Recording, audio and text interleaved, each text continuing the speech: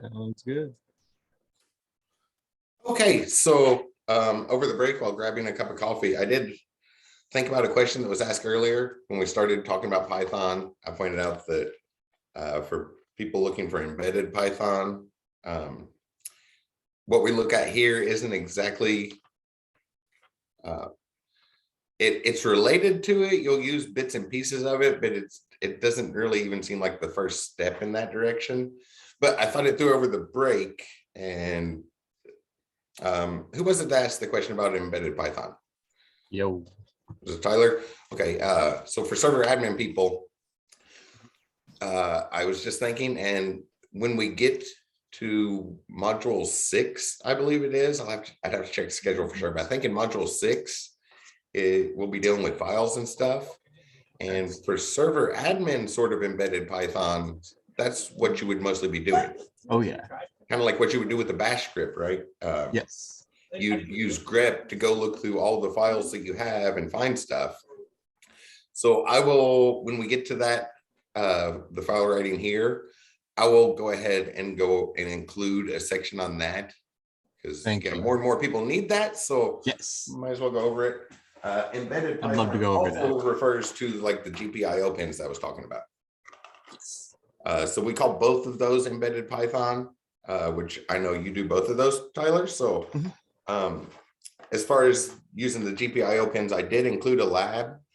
I think I used the one for Arduinos, which is a C family lab, because the class after this focuses on Python a lot more. So I like to use the Python lab in that one and the C lab in this one, just to see, well, to see another language here. To see another language. Yeah, to see a little bit of C++ here as well. For sure. Like 10 lines of code, copy and paste this code in. But hey, that's all it's about. Yeah, to kind of see what they have in common here. Because that's why I like to include a lot of different languages as we get near the end, to see that all of your programming languages have the things we're studying in common. We're going to be using Python and Raptor as a tool, and if the two languages starts to get a little confusing, like I was saying earlier, I'm going to back off on the Python one and focus more on the Raptor one, but the Python will still be an option for those who want to work with that. We have more than one option. A couple people, the first time I taught this new statewide course shell that has both languages in the fall, a couple people, when the Python stuff was getting confusing, they would go over to Raptor and put together a flowchart, because when the book explains things, it's using flowcharts. They put that flowchart together and then take that code right back over to Python. And said that they thought that worked a lot easier. So this is only the second run on the using both of them, so there's still a little refinements, I guess, to make, is the key point there. We'll figure out what works best for everybody. So let's get started. Just kind of talking about binary. Right before the break, I explained a clarification that we're going to look kind of looking at a simplified version of binary to make sense of it. So first off, the reason we're doing this is because computers are binary state machines. I guess that's the proper way to put it, right? Computers are binary state machines. They're either things are either on or they're off. We don't have any intermediate, right? That warm up standby mode, that's a type of on. It's definitely not off, but we don't have that middle ground, one way or the other. And I always like to clarify, binary is not a computer thing, especially in our modern world. Most of y'all are probably quite a bit younger than I am and have been using, we're clicking on touch screens about the time you were learning to speak, right? So it's been part of your life the whole way, so you're hearing this word. Binary is not necessarily a computer thing. The quote I wrote on my notes is, binary is not a computer thing, computers are a binary thing. Binary is the larger concept that we're looking at. Binary state just means two states. There's one or the other, nothing in between. No intermediate. So we still talk about ones and zeros. That's what we're going to use a lot. The biggest thing with 1 and 0, we'll see how we do math with those, how we do math with binary numbers when we only have 2 symbols, is with what you're used to, right? 23 plus 37. Probably don't immediately see how we relate this, right? Add up this column, get a 0, carry a 1 over, get a 6. Probably don't see how we can do that with only 2 symbols, but we can. We'll see that in week 3. So the math doing math with it isn't really different than the way we do math when we base things on 10, but that's in the future. The big thing is whenever we have a binary state, something that's definitely one or the other, those are really, really easy symbols to write. So that's the biggest thing on those. But they may not always be the best symbols to have rattling around in our mind when we're thinking about this stuff. So some other binary states. The first obvious one is going to be true or false. The true or false, yes or no. Whoop, that's kind of squeaky. What else? Like on power switches. What was that? Like on power switches. Yes. Yeah. There's lots and lots of different words we could use. We say big and small. Those are binary states. If we started categorizing everything in the universe, we could call some things big and some things small. If we only had 2 categories to go, everything in our universe could be defined into one of those, fall into one of those categories. Up and down. Those are distinctly different things, right? There's one or the other, no overlap between them. Positive and negative, which I'll just write plus and minus and leave off the thing between them.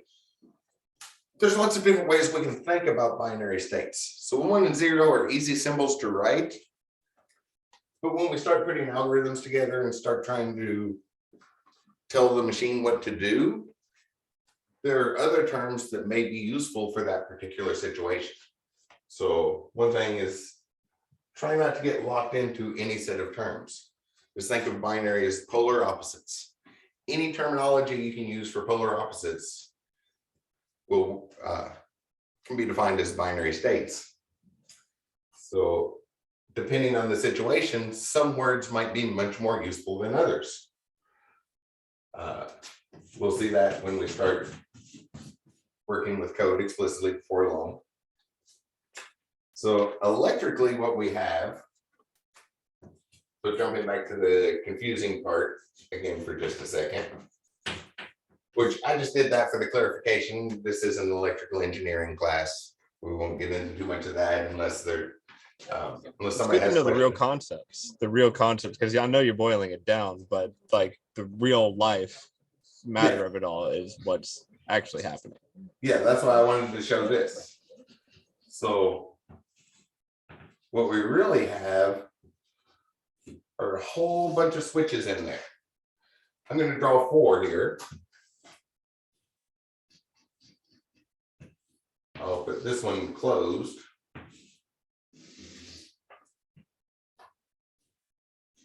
And one of the things relating to that clarification I was making earlier is when we're dealing at the electrical level and talking about these switches, we don't necessarily say, we don't say on and off.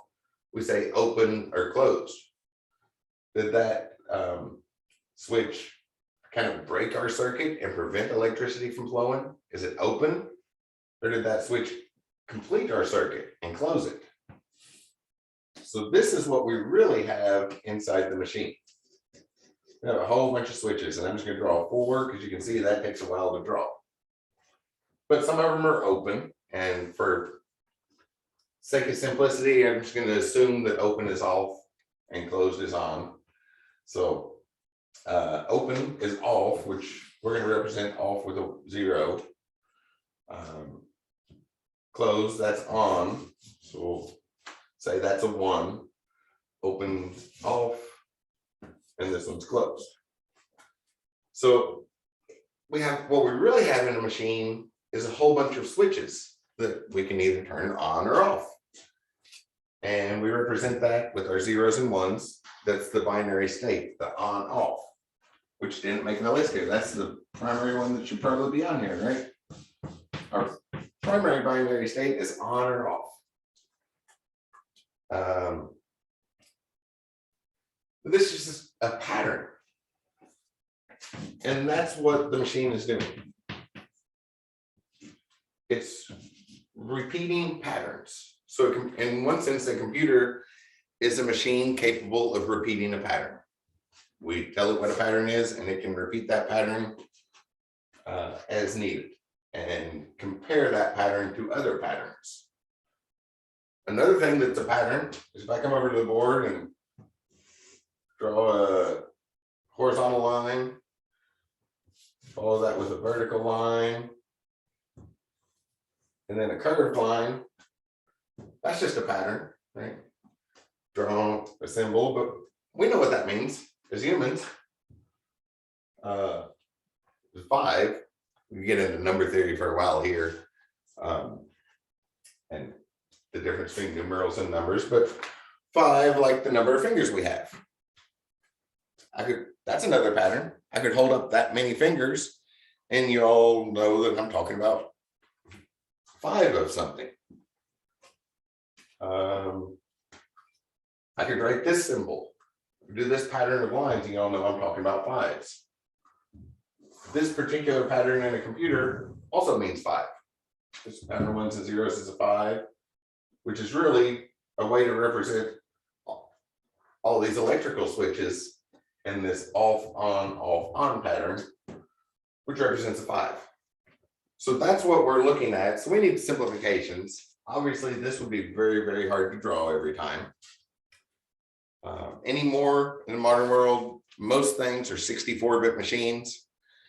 Anybody that still has a 32-bit machine is probably coming on that range that people are like, wow, that laptop's really old or something. So most things are 64-bit machines anymore.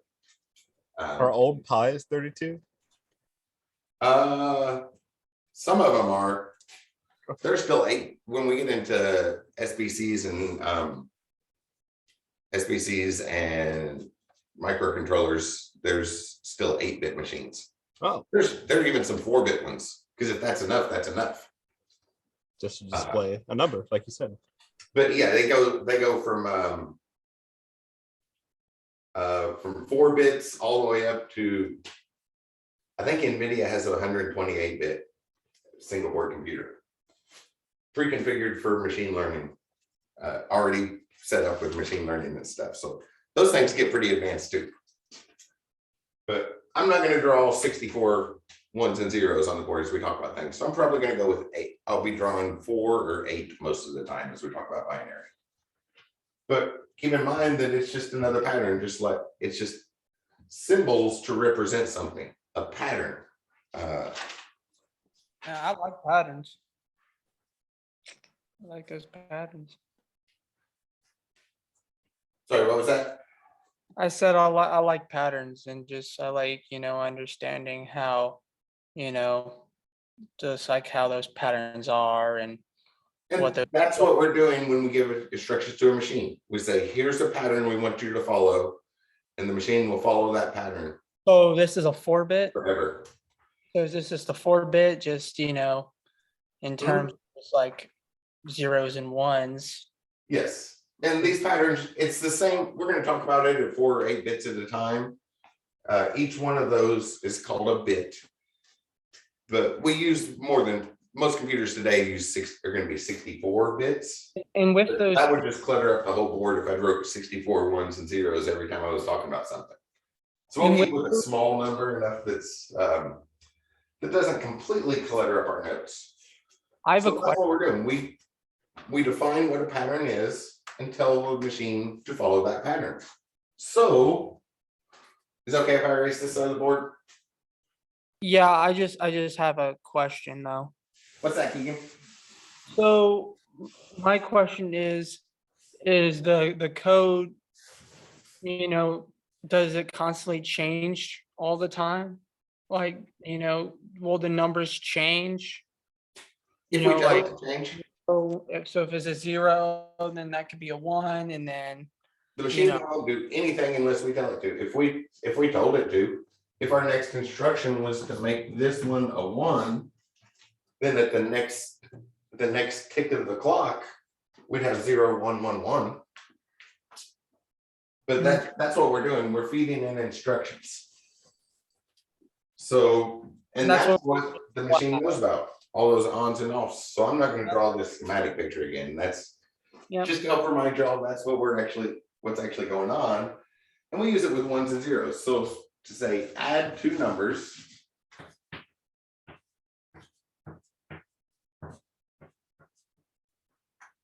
We would do something like 1, 1, 0, 1, 0, 0, 1, 1. Oh, 0, 0, 1, 0, 1, 0, 0. I should put some spaces in there so we can. Sorry.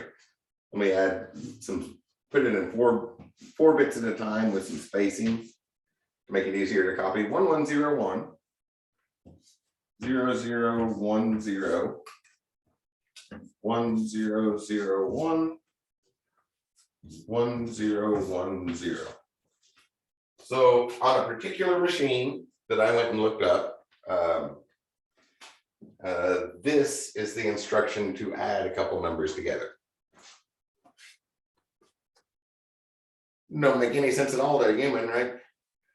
It's a whole bunch of symbols, which is one of the things when we talk about interpreting this. I'll talk about how the biggest problem is this is too simple for a human mind. We need to complicate it. Right? You've probably heard over and over again that thing with machines will do math quicker than a human. And that's kind of up for debate. I'm one that disagrees with that, because if you push 2 + 3 in a calculator, that calculator is going to add those and not do anything else. If you ask a human what's 2 + 3, they're going to think, okay, let's see, I have 2 feet. I walked around with those feet in kindergarten, where I had 3 friends and we always played together, and then that's going to lead into something else. And then friends, that reminds me of this funny thing I saw on Facebook the other day, and yada yada yada. A human mind does that, but eventually, maybe 4 or 5 days later, at 3 o'clock in the morning, having trouble sleeping, you're going to sit up and go, oh yeah, 2 + 3 is 5. So the human mind, I'm one of those that believe the human mind is quicker than the machine. It's just we're more easily distracted. If you ask us to add 2 numbers, we're not necessarily going to jump right to the task of adding 2 numbers together, whereas the machine won't do anything else. But that's the instruction to add a couple numbers together. On a particular machine, I looked that up. And that's the thing about it, that to work at that level, that's electrical engineering level. And you have to know the machine that is specific to the machine it's on. You have to know the machine you're on and know exactly what's going on. And electrical engineers don't work with 1s and 0s. We use timing diagrams for that, which is something completely different. So if you're ever working in machine language, you probably still wouldn't do it that way, but we'll see in a couple of weeks. The biggest problem there is it's actually too simple for the human mind. So in order to make sense of it, when we have to kind of do this a little, we make this more complicated. Is the first step, but we'll get there before long. So we need to take that up a step. So that's machine language. I didn't leave enough space for a label. I'll put the label below it. So that's called machine language. That's what the machine is actually doing.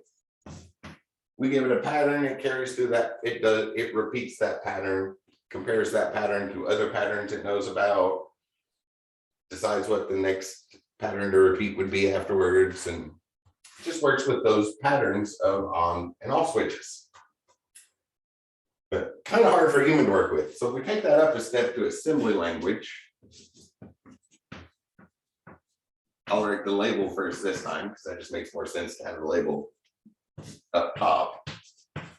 An assembly language is a combination of machine language and something humans can make sense of. So on that same machine, this was a computer in the late 1980s. I needed one to look up, so I looked up what it was on the machine, on the home computer that my family had and bought in fall of 1987.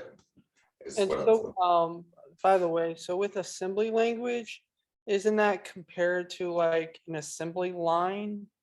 Like No. in of terms of just, having, I meant in terms of just like separate parts and then putting it together like it was, an assembly line in terms of that type of language. You could possibly think about that, but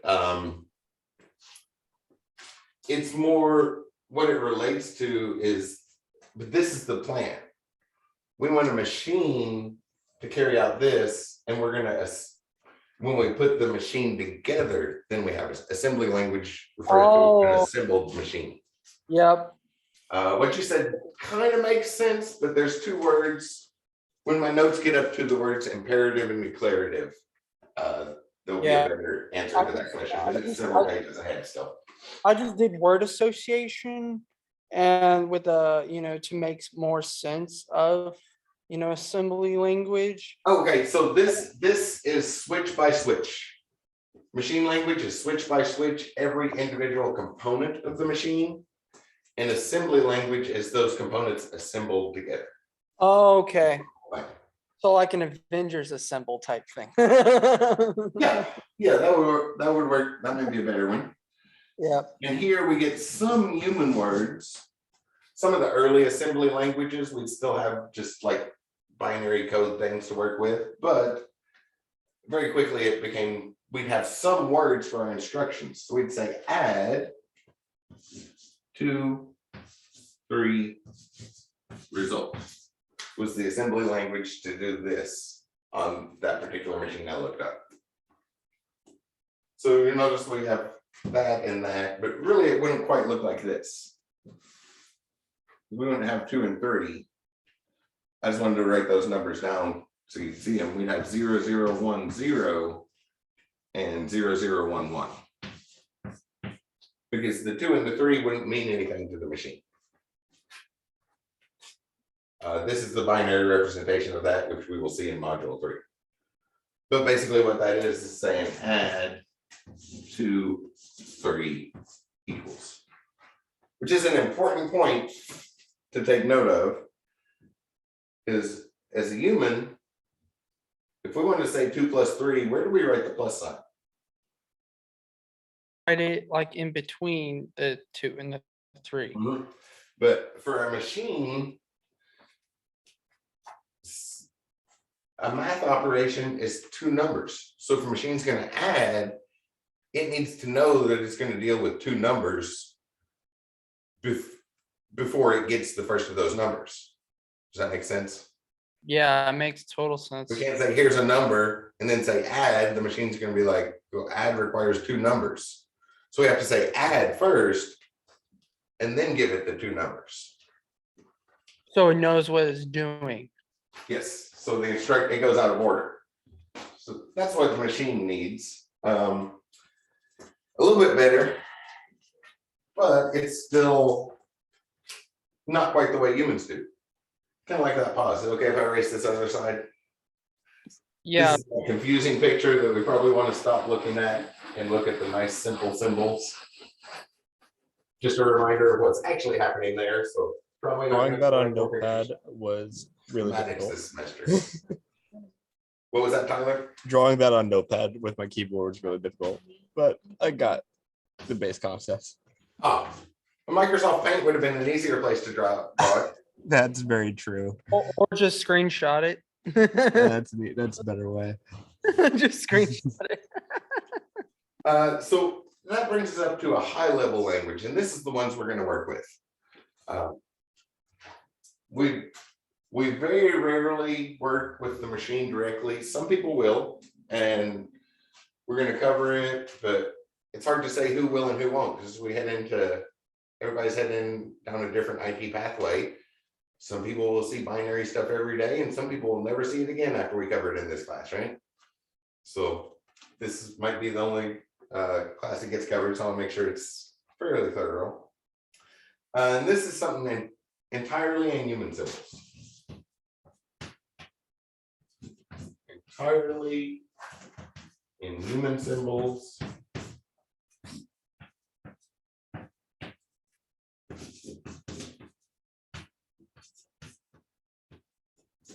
And it gets translated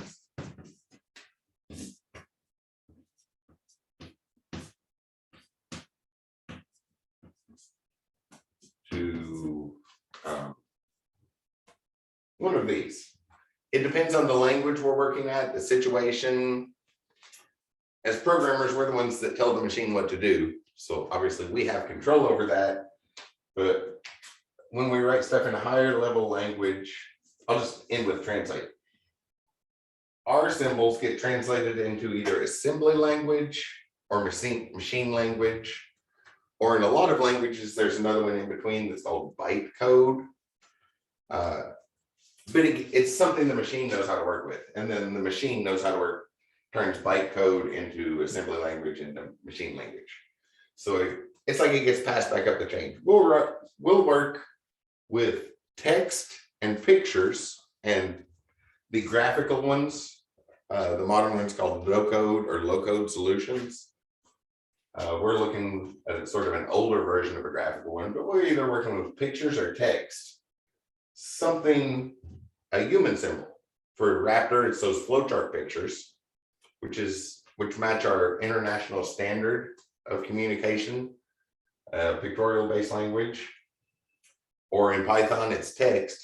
But either way, we'll write something we recognize, and then that gets passed back up the chain until it becomes machine language so that the machine can run it.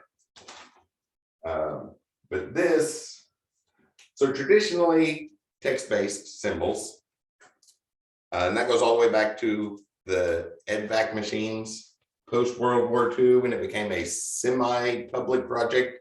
It was still a military project, but instead of soldiers working on it, it spread out to soldiers and college researchers across the nation. So it was sort of more of a public thing. The EDVAC machines used a typewriter for input instead of taking the machine apart and putting it back together like ENIAC during World War II.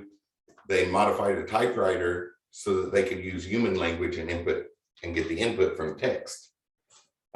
So that's carried through some of the languages we still use today. It's like C++ or Python, or PowerShell is one that I always like to look at in this class because it's a very useful one to know. I have a question.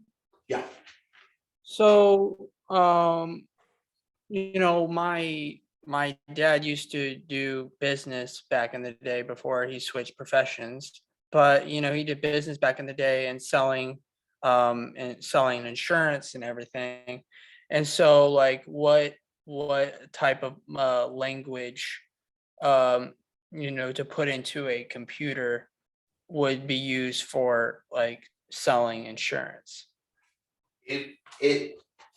That would vary because he was, from what it sounds like you said quickly, it sounds like he would have been working with software directly.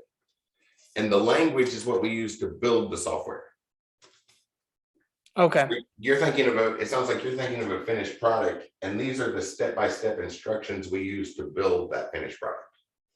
Okay. Yeah, Just want to get a better idea of just, what type of like machine or language we use, back then, since, in terms of just what's being used then and then what is being used now. It's been a progression. There's some that are still around. They've been around for a long time. Lisp is still around. That was created in the late 50s, and that's still a very common one to use. What is it called again? Lisp. Lisp. There's lots and lots of versions of that. There have been a lot of them come and go and get adapted. We'll talk about the particular languages along the way, but traditionally they were text-based things. Then there was an intermediate step where we started using pictures, and that's where things like Raptor came along. where we draw a flow chart, and then it writes a text file based off that flow chart. And then that text file that the computer automatically wrote for us is what runs. Blockly also does that.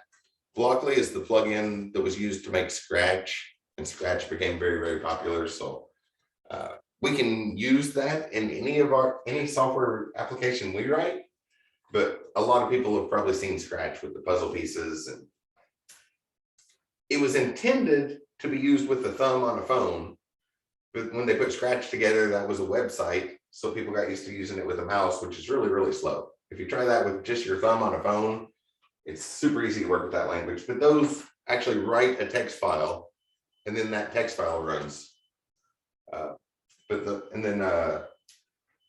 The modern picture ones, no code, low code solutions. When we look at those near the end of the semester, I was going to look at one called Bolt, which goes with the Unity game engine. It's used to connect pictures together to develop a video game. Or there's another one that I have no idea how to pronounce this word. It's a French word. So however you say that word in French. I learned a long time ago to not try and pronounce French words, because you'll see 3-letter words that are 5 syllables long, and 10-letter words that are only 1 syllable long. So however French people say that.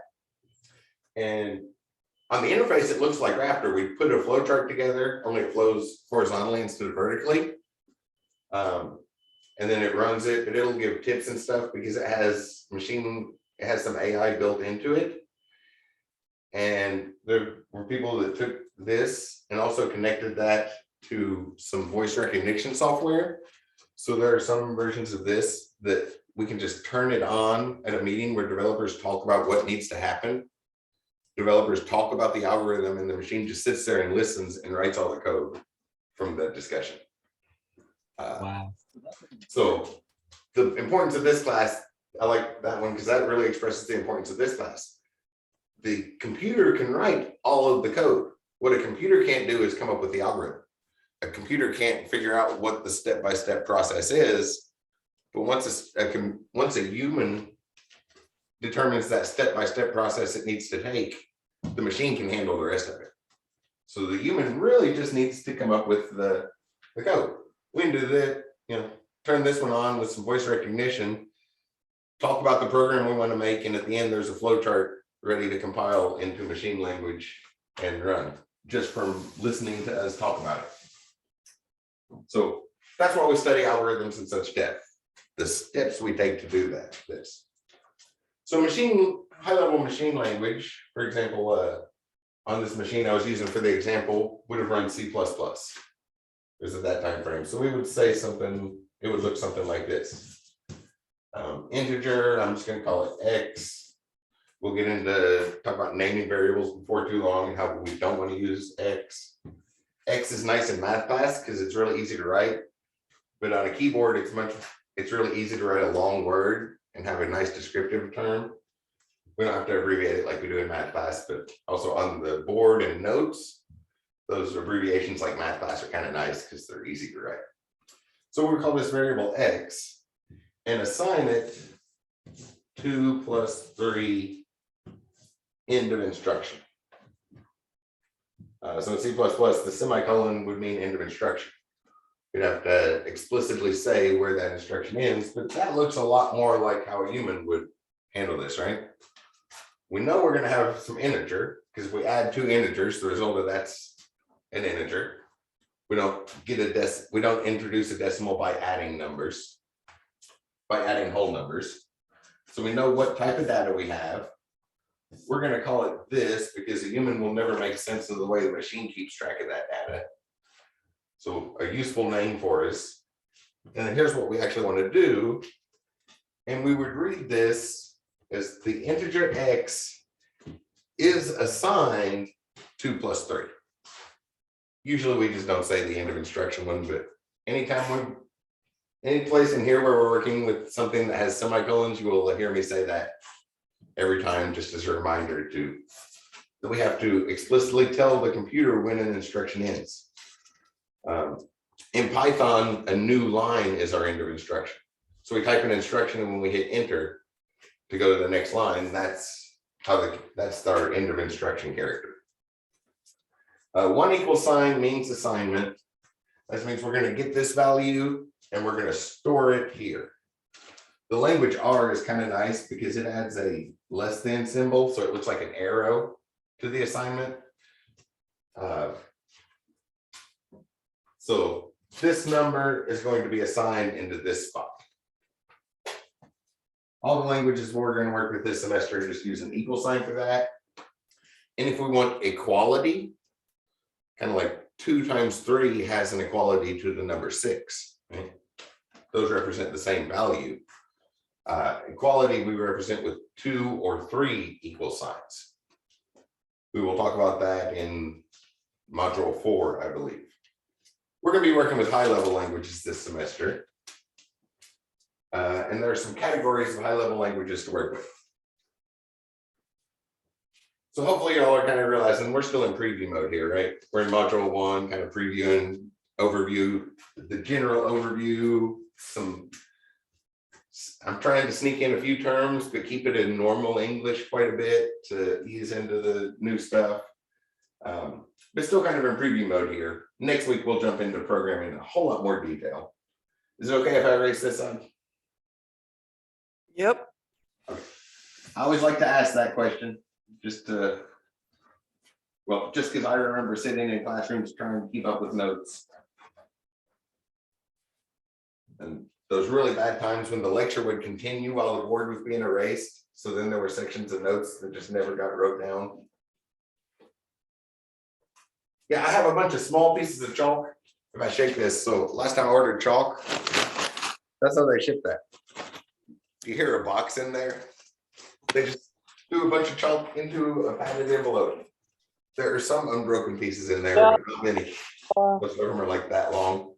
Yeah, plus they're very fragile, so I don't know why they would do that instead of putting it like in a good Sounds box. like Amazon. Yeah, it caught me by surprise, but it works. It's dustless chalk, so it sticks to the board instead of filling out the whole house. If I was anywhere other than my home gym, I probably couldn't use. I'd have to go with Whiteboard. But I can still use chalk in the gym because chalk dust doesn't hurt the exercise bike or the. By the way, before we move on, where'd you get that chalkboard from? Like, was it already ingrained? Oh, that's the chalkboard paint. I grabbed a great big piece of plywood, and I was going to make a whiteboard, but the difference in chalkboard paint and whiteboard paint was the exact cost of a really nice border to put around it.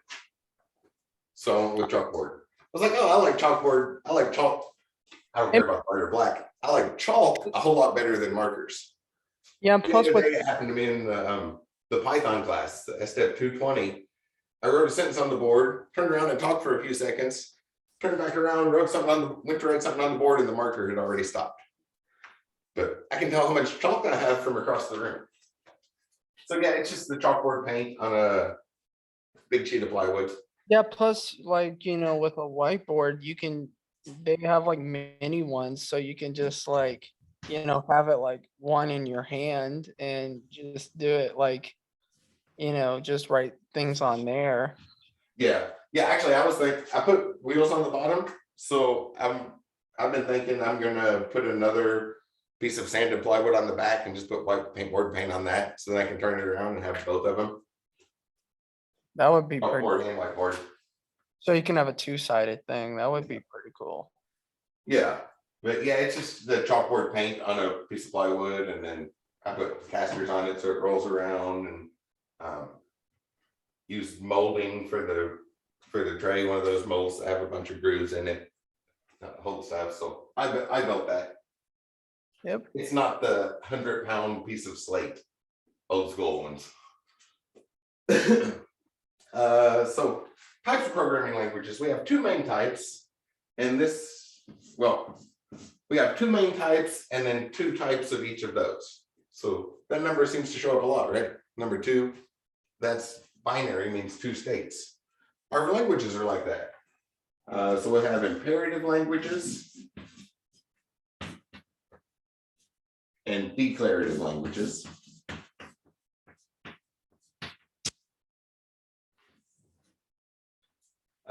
An imperative language, that's where we say how to do something.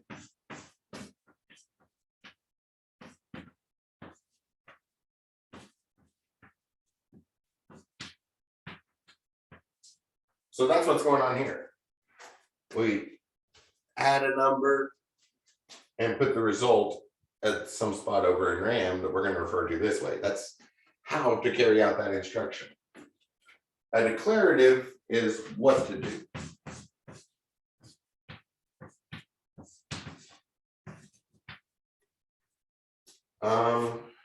We'll mostly be working with imperative stuff, so I'm going to fill out the declarative side of the chart first, so then we can move on to the stuff we're going to be working with this semester. Basically, all the instructions are there. All instructions, which I'm going to abbreviate that word. So all the instructions are pre-made. We just ask for it.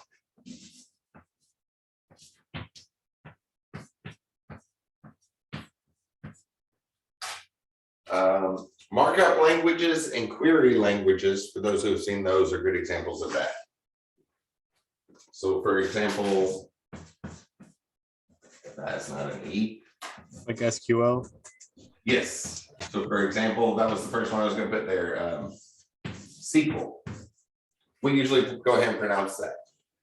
That's one thing if you're just starting into IT is there's lots and lots of acronyms. Yes. And anagrams. So EXFI. which kind of work the same way. So we'll have a big long name, and then we'll just take the first letters from each one. So like structured query language. That's the language for controlling databases. We don't write new instructions there. We use instructions that were written back in the 1970s. We just say which one we want at a particular time. Markup languages as well, like HTML and CSS, cascading style sheets. That's a modern thing, but everything we do in cascading style sheets is already built.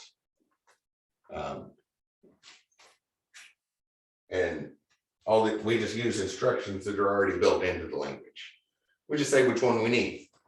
That's declarative, it's saying what to do. We're going to look more at the how to do stuff.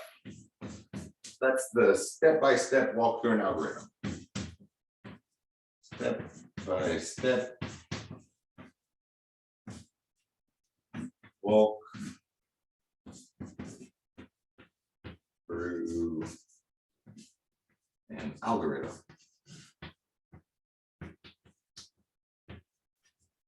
I mentioned earlier, we're still kind of in preview mode, and this word keeps showing up. This is what we're actually studying: how to develop algorithms and what that means.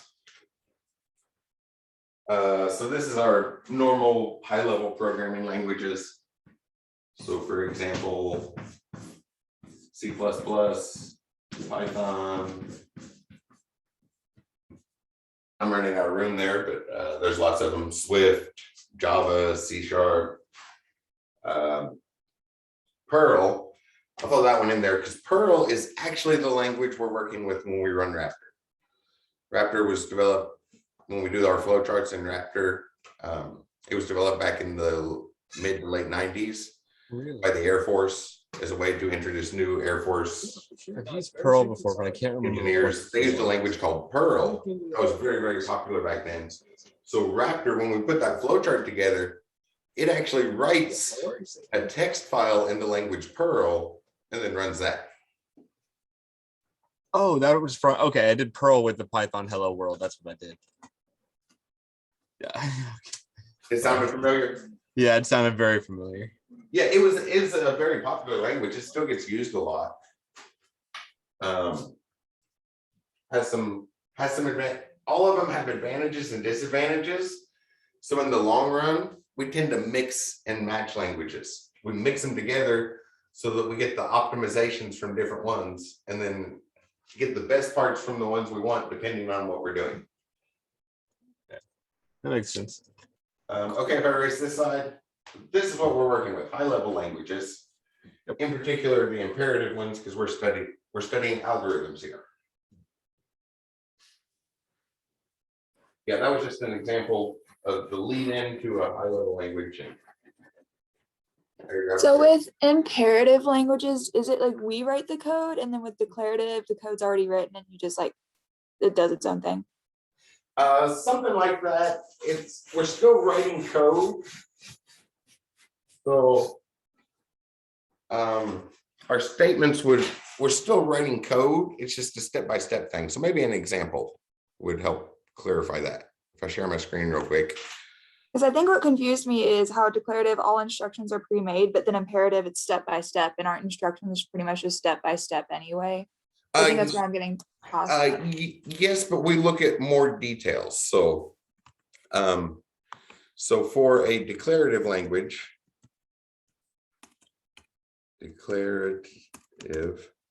I'll do something in SQL, for example, here.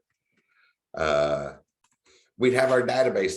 We want to make a database. So we would write something like create table, call it data table. Then it would have some stuff. So like IDs and integer, bunch of other stuff there.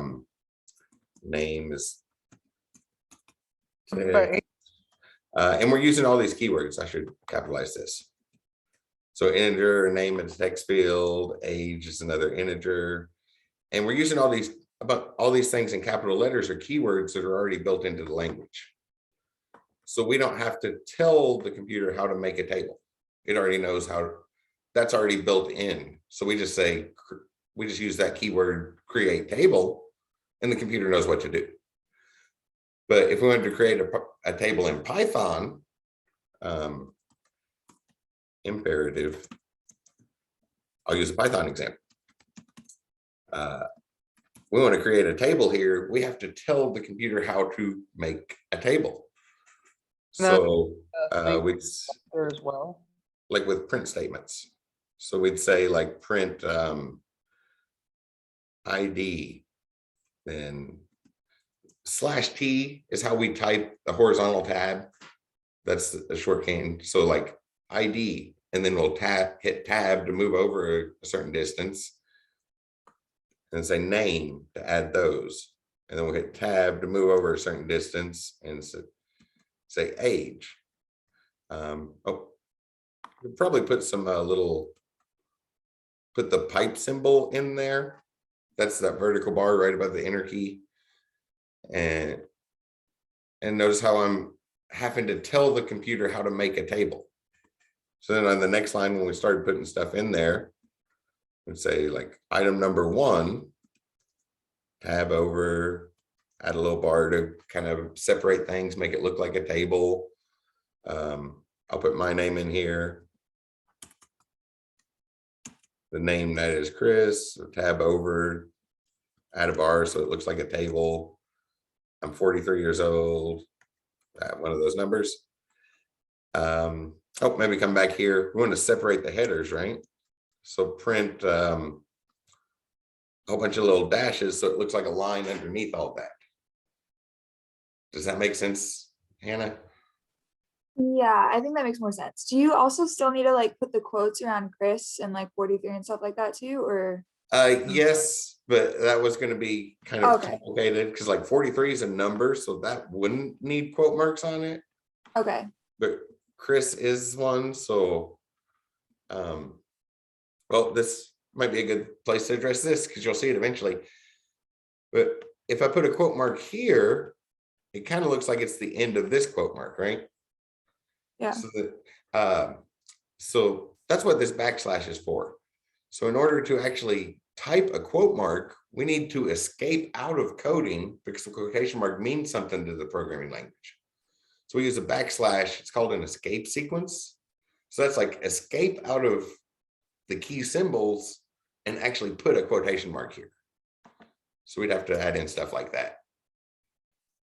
So how would you know the difference between tabbing over and creating like a new horizontal thing and then like ending the quote or whatever? Oh, well, depending on how your computer is set up, that /T is the same as that. So I just hit the Okay. tab key, which mine's set up to move 4 spaces, because that's for Python, which would be exactly the same as going 1, 2, 3, 4. Okay, I got you. There's no difference. So in a sense, the horizontal tab is a sort of declarative language. When we push that key, the computer already knows what to do with it. It's a wider space, or on my computer right now, because I've been typing a lot of Python lately, it's my tab key is set up to put in 4 space. The same thing as hitting the space bar 4 times. Okay, I got you. Thank you. Hopefully that makes more sense. Yeah, it's the step-by-step instructions. So here we just say declare, make us a table. And here we say, okay, this is how you create a table. Okay. And have to go through every bit of that. Do you have a question, Keegan? I see your hand raised. Yeah, so one of my things is like imperative, we're doing that with Raptor as well, the imperative. Raptor would be a declarative one. Oh, be declarative? Yes. Oh, sorry. Yeah. Sorry. Imperative. Yes. Okay, be imperative. Raptor is imperative because we're spelling out the instruction by instruction. We're telling the computer how to do something. It has some keywords built in, right? Like there's in Raptor, we already have those boxes. So that box that's built in is a declarative thing, but then we're going to use that. Wait, could things be both? You Yeah, know, yeah, there's some overlap. There's some overlap. some overlapping where so where you have a certain language and both can be declarative and imperative at the same time. Yes, yes. So like these that I use for the example here, SQL and HTML and CSS, I put those on this side because we almost never add things to those. They're already pre-built. But somebody had to build them to begin with, right? Yeah. Somebody had to get that starting point. And then our imperative languages, well, computers can remember what they've already done, right? We can save a file. We can write a text file and save it. And then anybody else in the world can open that. If that text file has Python code in it, anybody else in the world can open that Python file and run the code in it. So that's actually what we mean when we say language. So let me show you that overlap. So this is probably going to look confusing, but just kind of talking about addressing that question of overlap. So the Python language is one of the ones we're looking at is going to overlap a lot. So if I go here where Python's installed on my computer,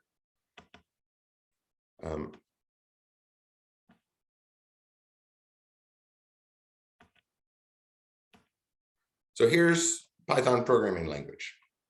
And there's a couple parts to it in particular. So here's the interpreter. We're going to talk about interpreters here in just a moment. But there's also this file called library. So the interpreter is what actually runs the Python code. And somewhere down here under K, you'll notice there's lots and lots and lots of files here in this Python programming language. And all of them over here just say they're a Python file. I passed K's. Yeah, you said K and I was kind of like, man, you're at the S's. Yeah, I got distracted and went too far. There it is, keyword. That's the only K. So the interpreter is what actually runs our code. But if I open this up so we can look at it, the interpreter actually only knows a handful of keywords. The Python interpreter, the part that it can translate these words into machine language. And then the rest of the language are things that have already been built using those words. So if I just open, I usually go to calendar for an example because it's not as complicated as some. So I'll open this one called calendar here. So what we think of as the language is people took those instructions or took those keywords and built something out of it. So here it defines a function called isLeap. And there's another keyword. So that's a keyword, that's a keyword. All the orange things are the keywords that it knows about. So we define a function and then we use those keywords to imperatively describe how to carry out that instruction. And then at that point, isLeap almost seems like a declarative portion of the Python programming language. So there is a lot of overlap because there's already things built up. If other people have already written Python code, we can open up the text files they wrote and run those. And then, then the instructions, if the year is evenly divisible by 4, and it's not exactly a century, or unless that century is divisible by 4, then it's going to be a leap year, which there's actually more than that, but there's another thing we have to adjust every couple thousand years. And that's before we even get to leap seconds. But that's a little sidetrack there. So there is some overlap, but in general, we're going to be spelling out how to make the instructions. It's just there's a lot of things already, a lot of instructions have already been made. So we can use the pre-made ones to make more complicated instructions. So a little side set there, but that's our main 2 types. We either have all that pre-built stuff and we're saying, okay, do this, then this, then this. And the computer will go check the pre-built and run that code. Or we define how to carry it out. But then there's sort of 2 types of these languages. Subtypes. That seems like a good name. And that's how we get from human language to machine language. So human to machine. And where I wrote human there is kind of like the high level language, something we can make sense out of to get down to that whole bunch of ones and zeros, ons and off, the actual machine language. And our 2 main types of these are going to be interpreted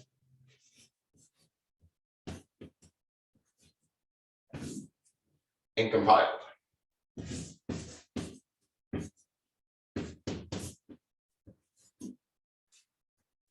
And we're going to do Raptor and Python are both interpreted, so I'm going to do the compiled side first and then get to what one we're doing. Well, actually, I'll start with interpreted first because that makes more sense. So an interpreted language grabs instructions one at a time. It's going to grab all the instructions one by one.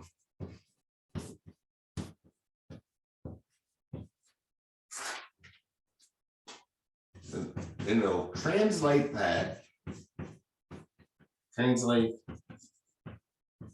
single instruction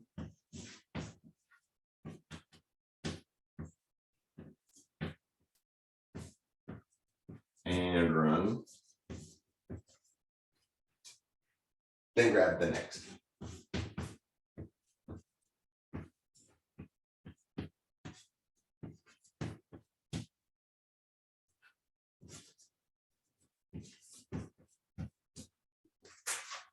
So it's going to go through our file one at a time. So it's going to grab the instruction we wrote on line 1. Take that, just that line 1, translate that into something the machine can deal with, then run that. Then it's going to come back and grab line 2. Translate that to machine language, run it, come back, grab line 3, and one at a time it goes through those lines of instructions. So that will run up until the error.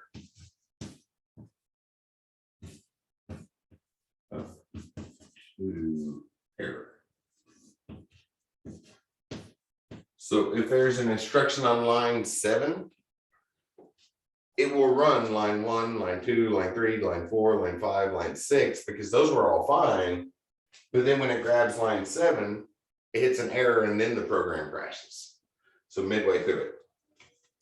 A compiled language deals with all of them at once.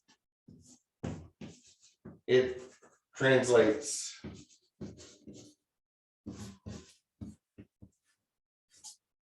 all of the instructions. I'll underline all.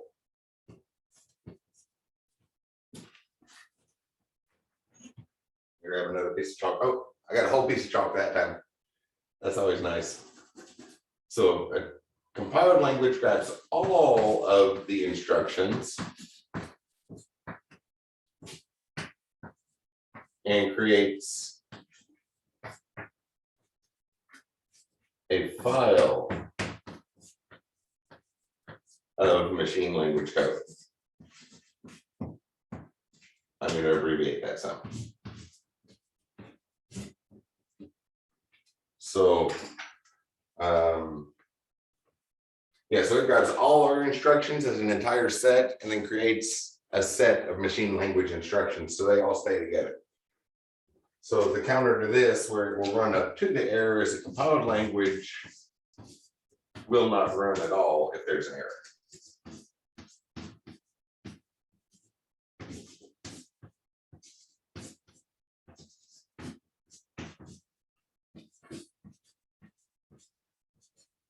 In the general sense, obviously there are cases where the automated process isn't going to notice the error until we actually run, and then the computer can't figure out what to do with it. But also in most interpreted languages will stop us from hitting run if there's something the automated process won't notice. So that's the two ways we have to run our languages once we decide whether we have an imperative or declarative language. They either run interpreted or compiled. And there is some overlap here, but the overlap here is a little more complicated than the overlap we just looked at over on this side. So the two we're going to work with most often, that Python is an interpreted language, and Raptor, the flowchart algorithm. I said a moment ago, we draw a picture of a flowchart, and then we draw a picture of a flowchart, and then Raptor writes a text file of Perl code, and Perl is also an interpreted language. So both of the ones we're going to work with in this class are interpreted language. We get line by line, which is really nice for starting out, because then when we hit run, the program starts running and we can tell where the error is, because it crashes when it hits the line where an error happened. So we're going to be using imperative interpreted languages as we study algorithms in this course. And that's the basic idea of what we're going to be looking at. There's one last thing I wanted to do to wrap up here, but it's going to involve drawing a picture on the board. So is it okay if I erase that side over there? I'm good over here. Okay, so yeah, we're going to look at imperative languages in order to study algorithms. And I don't know why I grabbed that eraser. I already brought paper towels in here because I knew the eraser had stopped working with the dustless chalk.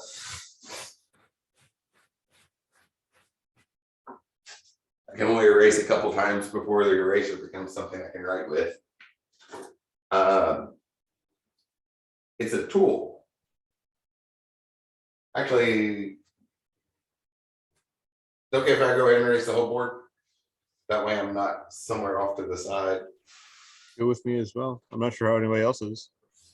Okay, as long as somebody said yes, because one nice thing about videos is we can take a screenshot, right? Yeah, that's true. Or come back to the video and fill in the notes later. The traditional classroom setting doesn't allow us to come back and see what the board was at, say, 3:05 in the afternoon, right? Isn't it crazy how there used to be like court cases over recording classes and like asking for consent? Now it's like basically the norm. to record it, to have the class recorded. Well, like with the teacher already doing it, you know, but I thought it was interesting.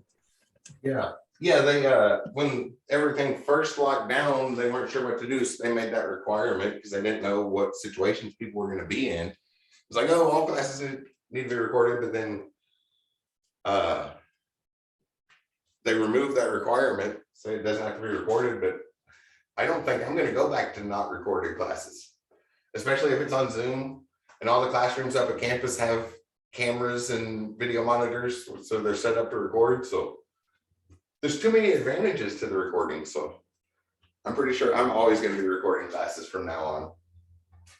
But programming language, we're studying algorithms. Oh yeah, the videos can be helpful. You can see it, hear it more than once.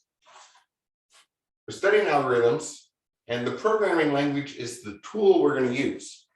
Right? We could just be studying algorithms in blank form of themselves, but when we do it with a programming language, we can see the fruits of our labor immediately, right? We can put together an algorithm for the computer, take that algorithm, the steps necessary to accomplish the task we're trying to accomplish, such as to write on the board. I already have chalk in my hand, so what I have to do is turn around, move towards the board, move the chalk, press the chalk up against the board, move my arm in that certain pattern, lift the chalk up, move to another spot, press against the board, move in whatever pattern, lift the chalk up, move to another spot. When I finish, turn around, step away from the board. And that step-by-step process. A lot of things that we take for granted as intelligent creatures, but machines are not intelligent. We started using that word, some artificial intelligence, that it's that's an illusion. That's a more complicated version of following a pattern. And really what's different there is we have a way that the machine can figure out the patterns on its set by itself. We don't need a programmer using an imperative language to tell the machine what sort of pattern it should follow. So generally, the programming language is a tool. We're studying algorithms, that step-by-step process. And when we study it with our programming languages, we can see it work. We can tell how well we're studying it because, well, we look at a program, and then if that program works, that kind of means we understand stuff. But remember, it's just a tool, and a good example of a tool would be a hammer. So if I draw a hammer here, I think everybody's seen a hammer before, right?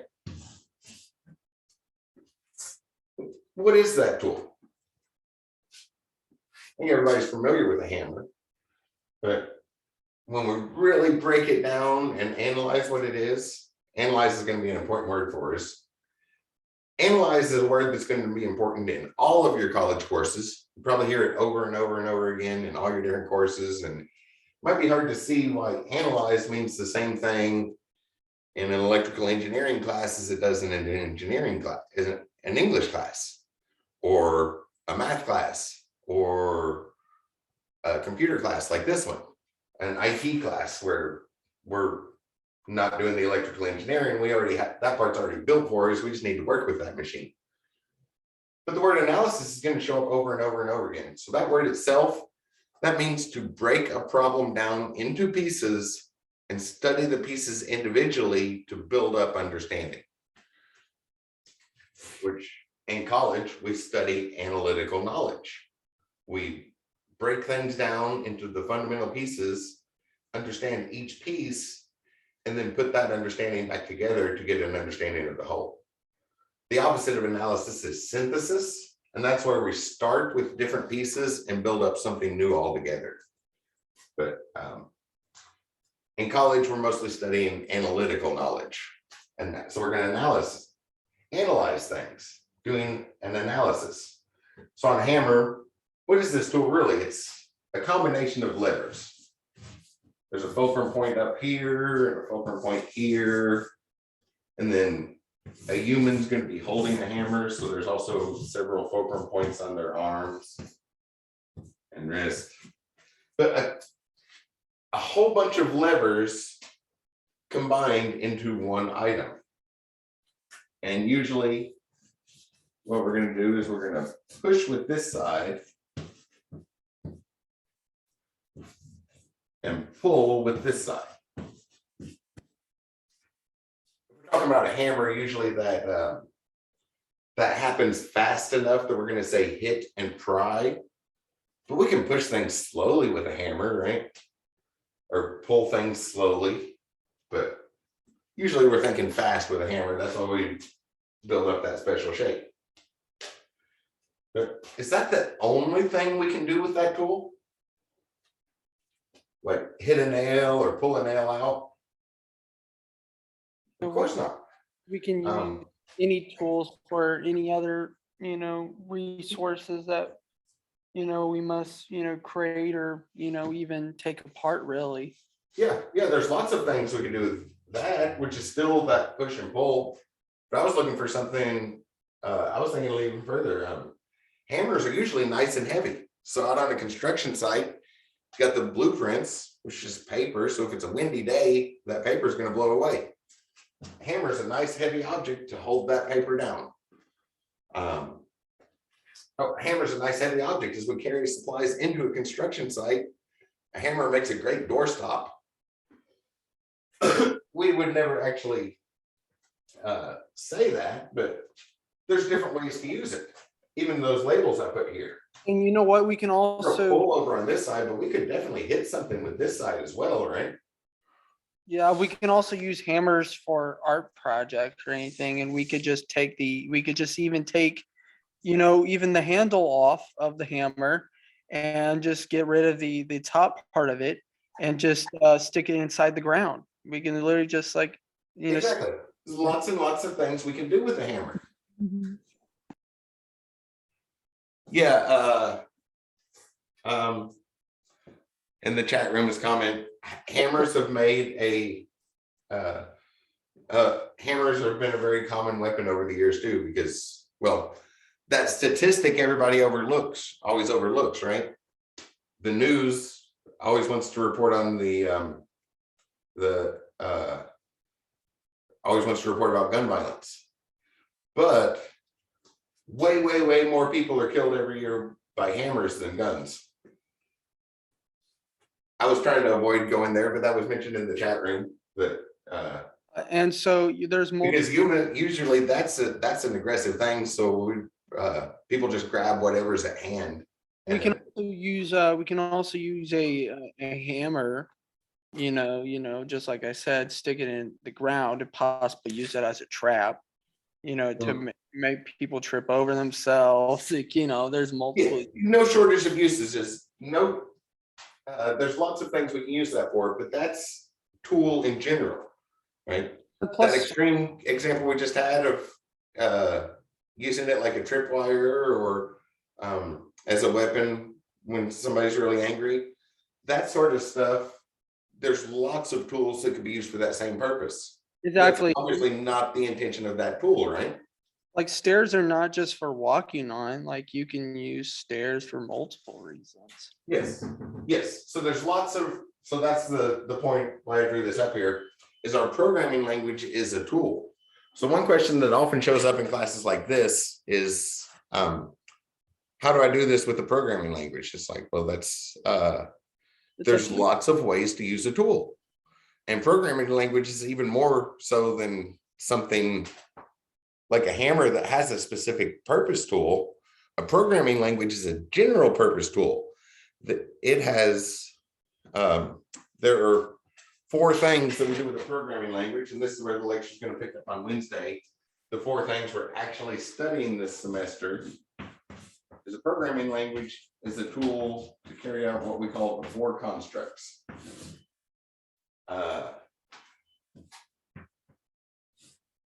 Any problem that we need to solve, this is something that's been around for a long time.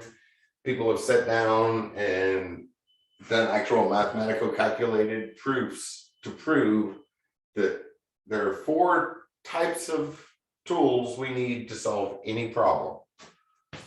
We need some sort of a sequence to go through. We need some sort of way to make choices. So make selections. Sequence, I'll go ahead and write selection. Sometimes we need to repeat steps. We need to go through part of our sequence and then we need to do that again. So like one pass through is enough. Mowing a yard is the example I often use. We mow a strip in the yard, but mowing a strip in the yard doesn't count as getting the grass mowed, right? In order to get the grass mowed, we have to move over and mow another strip, and move over and mow another strip, and keep repeating that until we get the whole yard mowed. So we need a way to repeat things. Some sort of repetition. And then the last one, the label I'm going to use this semester is invocation. What that refers to is we also need a way to jump out of our sequence and then come back, jump out of our sequence, do something else, and come back to the spot we were at. What is that fourth step? What is it called again? Invocation. What does that mean? It's going to, well, for us in programming, I chose this word because we're talking about programming languages. Yeah. That means we're going to jump out of in an imperative language, we're writing down how to carry out instructions. We're going to jump out of there and do the declarative thing. We're going to jump out of our detailed instructions on how to do something and ask for a pre-built piece of code. We're going to invoke an outside resource. So, just that taking invoke out of the word, and it's like, so you're just invoking things, right? Yes. But these 4 tools are what we're actually studying. So that's what we're going to get started to Wednesday. So we're all our programming languages have all 4 of these tools, and these are the tools to solve any problem. I just mentioned mowing a yard, but any problem. So you and your friends are sitting around watching TV, and a commercial comes on, and you're going to run to the kitchen and grab everybody a drink while the commercial's on. So the sequence is to get up off the couch, walk to the kitchen, start putting ice and sodas and stuff into a glass, make choices about who wants what soda. Maybe somebody wants Mountain Dew, somebody else wants Coca-Cola. You're going to repeat that for however many glasses need filled. Some of the glasses will have ice, some of them without ice maybe. And invocation might be somebody that's still in the living room yells in there. It's like, oh wait, I changed my mind. Will you just give me some water instead? I don't need a bunch of sugar and soda. Just bring me a cup of water. So we have to jump out of the sequence and adjust the cup of soda to a cup of water, and then come back in there. So those tools are enough to solve any problem.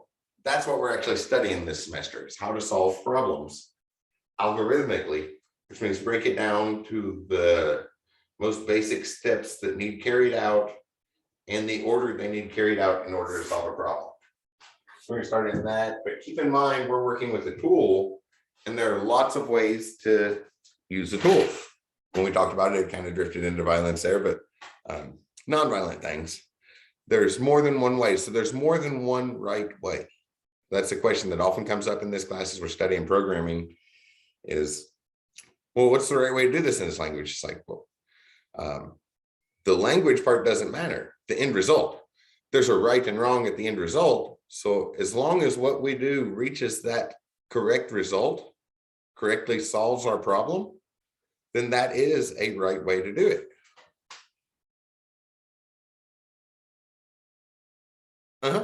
Yeah, that's a very, very common thing in the chat room. It just popped up about the steps to carry out a peanut butter and to make a peanut butter and jelly sandwich. And try to carry out those steps. And when people write them down, see how many they actually do. So we might do that. Since you brought it up.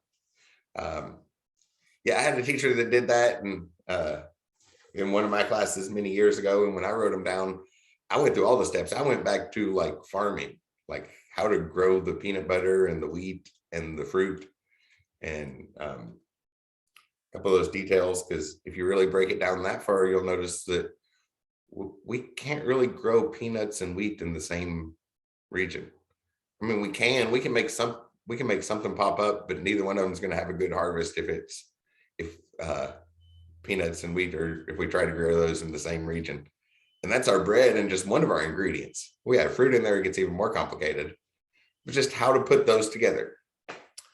That's what we're studying, problem solving, like making a peanut butter and jelly sandwich. We can do it. We can show a little kid how to do it and they'll fill in the gaps. And that's the big thing for why we study in such detail, is we're an intelligent species. We can fill in the gaps. It's an entirely different thing if you have to program a robot to make a peanut butter and jelly sandwich, right? We can't take anything for granted with the machine. The machine does not know anything. The machine will not make any assumptions. We have to explicitly say what to do and how to do it and all of that. That's what we're studying with our 4 constructs this semester. And we'll get started in that on Wednesday. Before we wrap up though, I want to try to look at that thing that wasn't working earlier. Remember, we tried to look at the textbook thing. Hopefully it'll work. I at least pointed out the button. Are we talking about the question I asked? What's that? Was it about the question I asked about, like, how to, get that? I will do that here in just a second. I was going to look at the textbook thing again. Okay. I was going to do that at our next Raptor example, which I thought we were going to get to today, but we probably won't do Raptor again till then. But I will do both of them real quick just to show you, because you weren't the only person on a MacBook, and I think that is probably the easiest way. And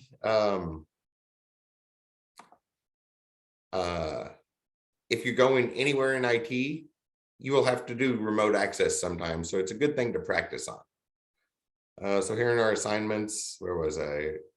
I'll go to number 2, module 2. Here's one of the textbook assignments. Hopefully it'll work this time.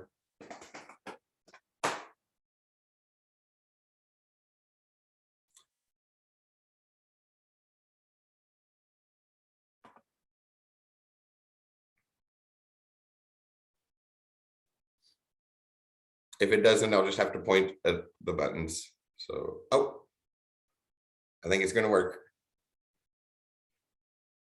Okay, so yeah, here's what it looks like. We have a place to write Python code, some instructions on what you're trying to do.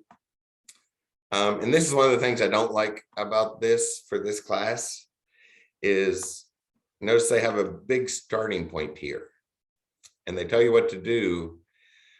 When it grades it, it will actually look through your code and make sure you did it the way they wanted it done, which is very counter to that point that I just made, right? About yeah, as long as we get that end result, like you will lose points if you don't use a variable name they wanted you to use.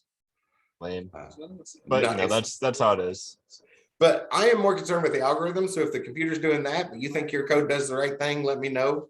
I will look at it, and every time that has ever shown up thus far, since we started using the Cengage stuff here at Ivy Tech, these Cengage books with the Python interpreter built into them, every time that's shown up, people are like, I think my code's doing the right thing. I looked at it, it was producing the right results. So okay, let me know if you think your code should be working, because they look for something very particular. Like it doesn't just look at the results, it grades it. So a simple example, like our thing the other day, I'm going to create a variable called name, which in Python, all we have to do is just say we have a variable.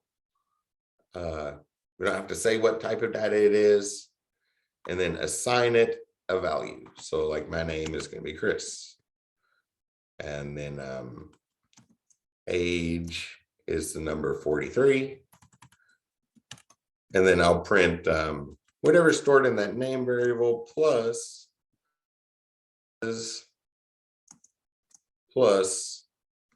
age plus years old, period. So that's kind of what we did the other day. There is something we have to deal with here. And when your code's ready, you come down here and notice down in the lower right-hand side, there's this blue button, normal play looking button. You hit run and we get an error. That's another thing throughout this semester. I like to throw the errors. So the very common mistakes, I like to go ahead and make those so you can see how to recognize and address them. Can only concatenate string, not integer and string. So here when we set up our data, we didn't have to say we had an integer, or here we didn't have to say we had a string. But when we get down here and use it, when we go to, once we store something there, Python will recognize what type of data we have. So we don't have to say what it is, but we do have to, we can't switch it. So once Python recognizes that's an integer, we can't turn it into a string, which string stands for string of characters or string of symbols, essentially our written language. So to do that, we have to explicitly say, turn that age data into a string.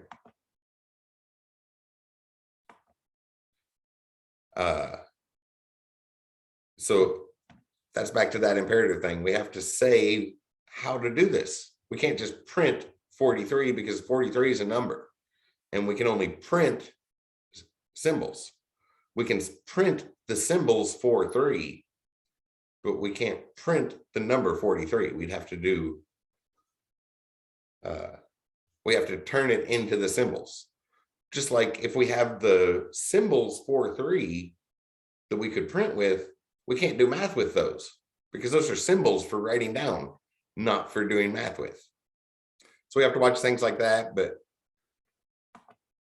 that's covered in the book. So you'll see that's kind of the only stuff we've covered so far. And this one's probably going to fail, but once your program works, which that one's, I didn't even look at what assignment I opened. I clicked a random one. So that's definitely not what it was supposed to do. But once you get it working, doing what it's supposed to do, you'll come over to the task list, the second thing down, and run checks. And it will check it. And yeah, yours will probably say 100%, right? You just follow, make your program do what it's supposed to, and it's going to say you got 100% on it, or something less. And if it's not 100%, you can come up here and expand this and see what it was supposed to be.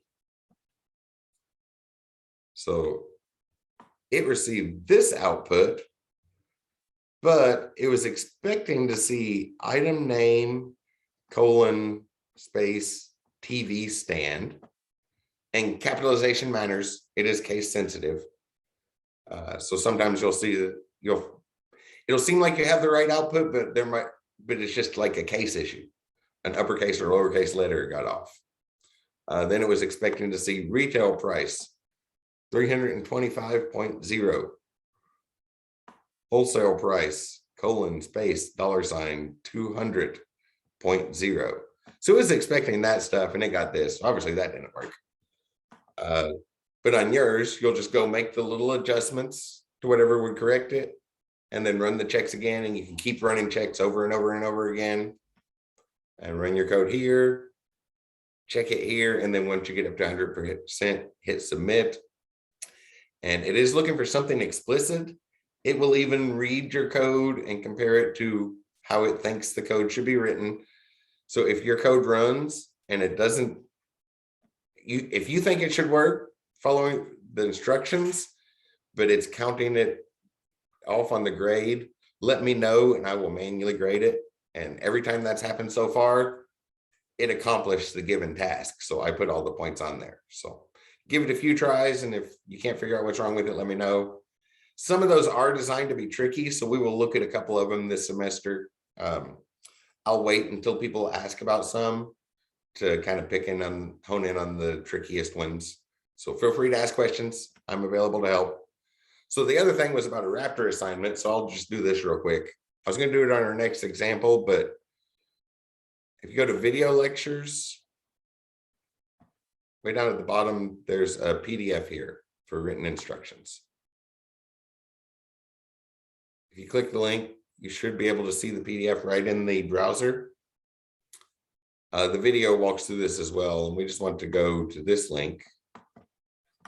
So I'll just copy and paste. And if you're going to do this a lot, obviously you can download the file. That way you don't have to go through iRelearn to do it. I'll paste that in there. And make sure you click the button down here. So don't log in directly.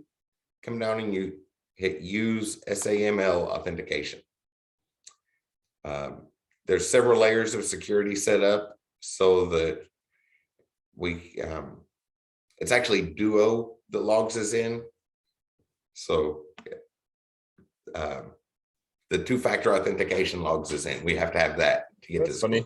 We use Duo at my work. It's a popular one. Huh.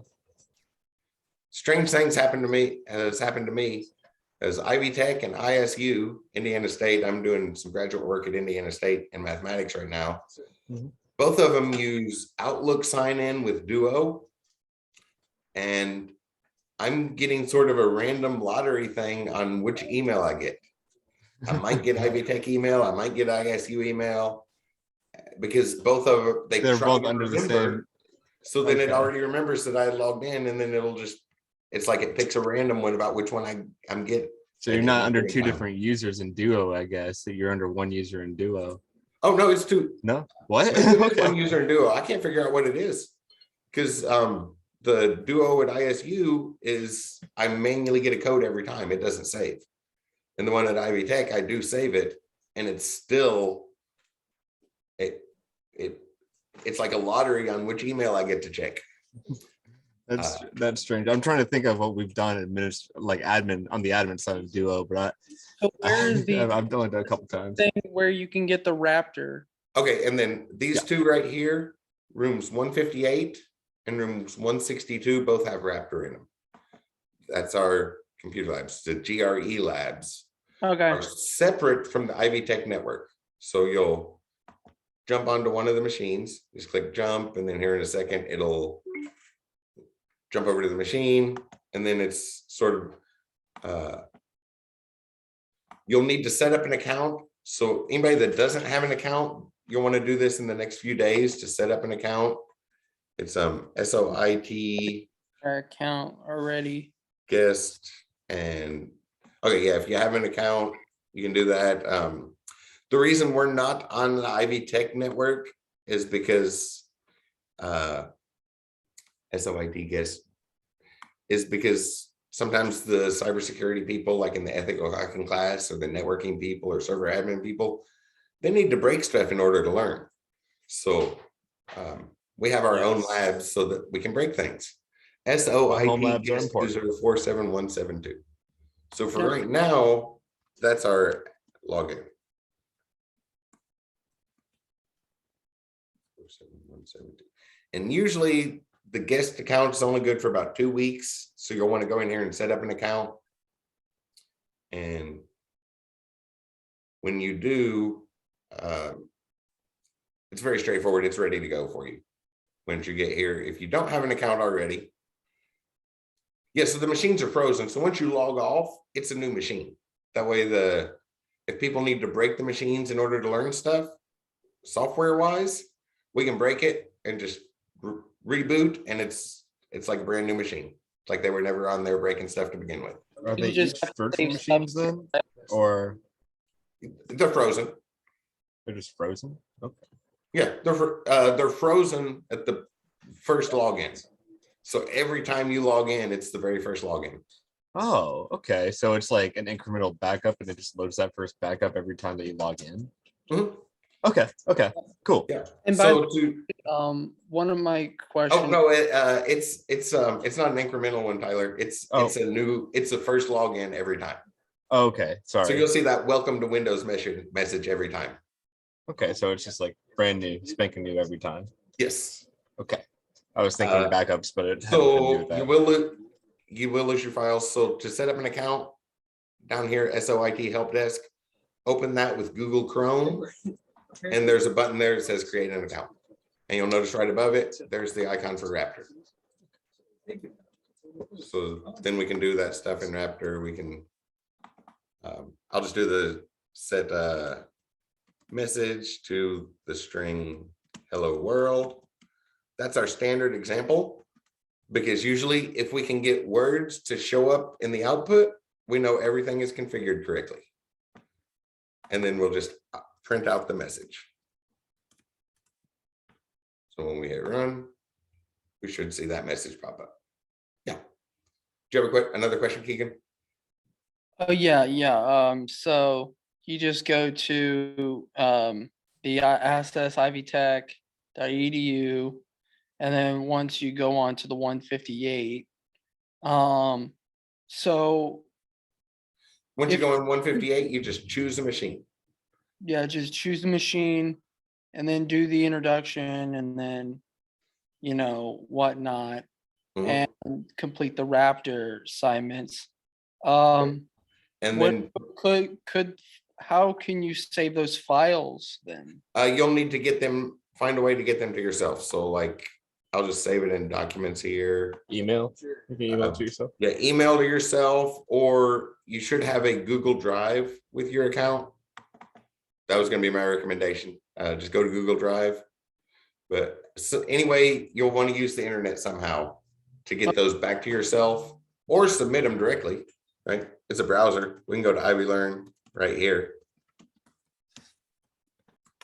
The thing is, you'll need to get them back to yourself. So my recommendation would be either email or Google Drive, or if you have some other type of cloud storage you normally use.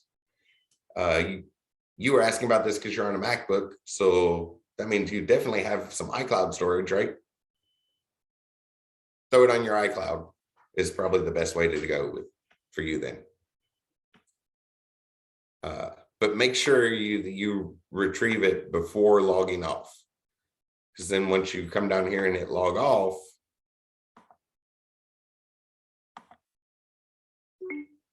this computer's now going to reset.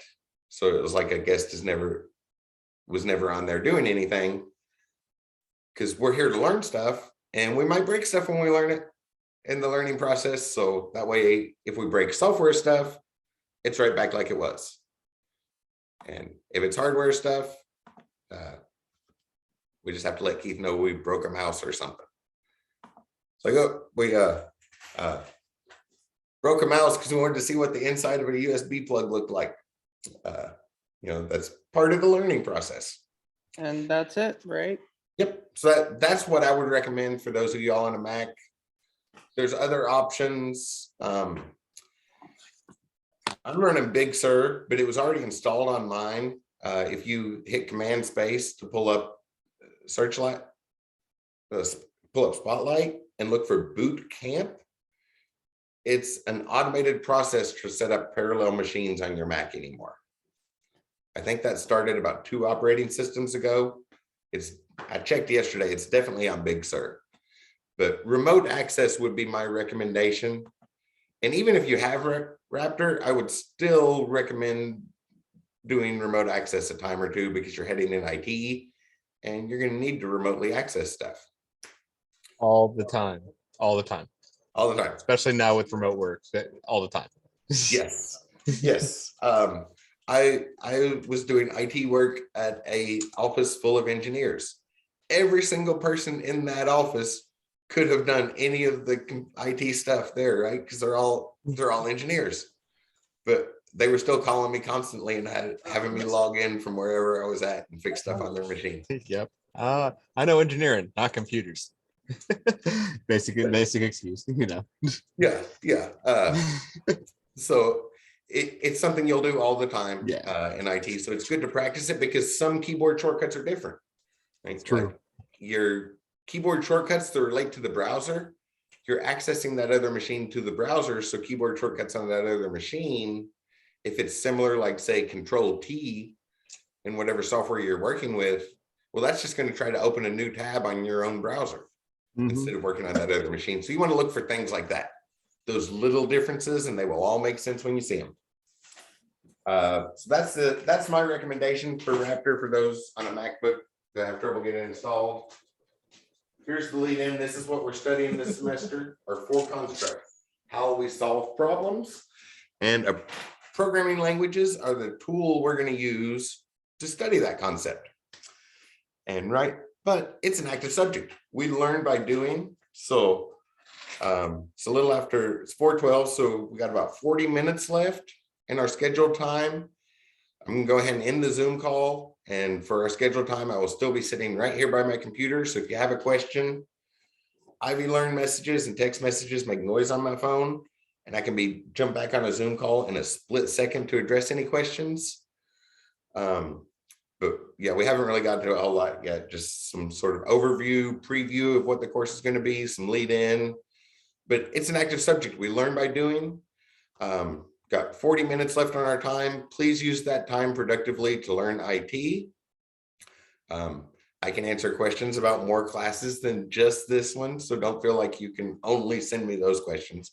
If you have a question, ask it. Please use our time productively. I will be sitting here until 4:50 ready to answer questions, but does anybody have any questions before we leave? Again, no further questions. None here. Okay, so I assume the silence means no questions from the rest of y'all, so that'll be it for today, and then I'll see you on Wednesday, and we will start into the study of algorithms in a little more depth. Bye, Y'all have a everybody. good afternoon. Good afternoon. Bye, everyone. Bye. Yes.